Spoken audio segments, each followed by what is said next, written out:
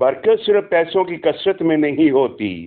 اگر ہم ذرا سا بھی غور کریں تو برکت یہ بھی ہے کہ 1 مہینہ یا 2-3 ماہ گزر جائیں اور آپ کو ڈاکٹر کے پاس جانے کی ضرورت نہ پڑے تو سمجھ جائیے گا کہ اللہ نے آپ کی صحت میں برکت عطا کی ہوئی ہے. برکت یہ بھی ہے کہ 2 یا 3 موسم گزر جائیں اور آپ کو نیا لباس لینے کی ضرورت نہ پڑے اور آپ کا جسم ویسا ہی رہے تو سمجھ جائیے کہ اللہ نے تمہارے لباس اور جسمانی حالت میں برکت عطا کی ہوئی ہے. نہ لباس پھٹے اور نہ خراب ہو. برکت یہ بھی ہے کہ آپ تھوڑا کھانا کھاؤ اور پیٹ بھر جائے تو سمجھ جاؤ کہ اللہ نے آپ کے حلال رزق میں برکت عطا کی ہوئی ہے.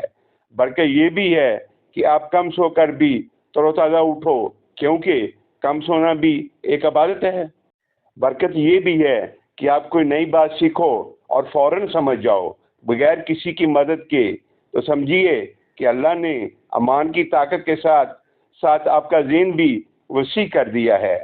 برکت یہ بھی ہے کہ آپ ایسی جگہ جاؤ جہاں رش ہو اور تاخیر کا اندیشہ ہو، لیکن اللہ آپ کے معاملات آسان کر دے بغیر آپ کی کسی کوشش کے. مطلب اللہ نے آپ کا ہاتھ تھام لیا ہے. برکت یہ بھی ہے کہ آپ جہاں بھی جاؤ لوگ آپ سے محبت کریں، آپ کو عزت دیں تو سمجھ جاؤ کہ اللہ آپ سے پیار کرتا ہے. وَعِزْتُ مَن تَشَاءُ وَذِلْتُ مَن تَشَاءُ.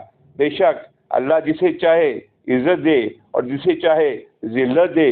اللہ تعالیٰ نے ہمارے لیے برکت بے شمار چیزوں میں رکھی ہوئی ہے جسے گنا ہی نہیں جا سکتا. فَبَيَّ اللَّهُ رَبِّكُمَا تُكَذِّبَانِ. بس تم اپنے رب کی کون کون سی نعمتوں کو جٹلاؤ گے؟ مگر ہم خود ہی اپنی سوچ کو محدود کر لیتے ہیں اور برکت صرف پیسوں کی کثرت میں تلاش کرتے ہیں. دعا ہے یا اللہ جو آپ نے ہمیں عطا کیا ہے اس میں برکت اور رحمت عطا فرما. آمین.